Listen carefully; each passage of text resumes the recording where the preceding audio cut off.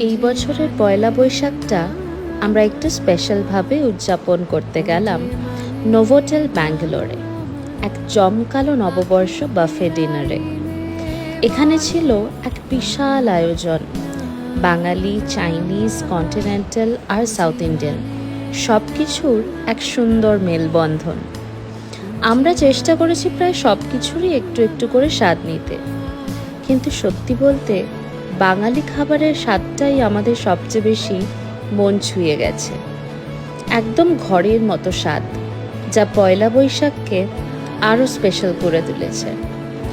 আর শেষে ছিল এক বিশাল ডেজার্ট স্প্রেড, মিষ্টি দিয়ে শেষটা যেন একদম পারফেক্ট।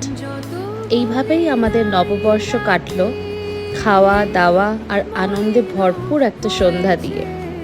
আবারও সবাইকে জানাই শুভ নববর্ষ।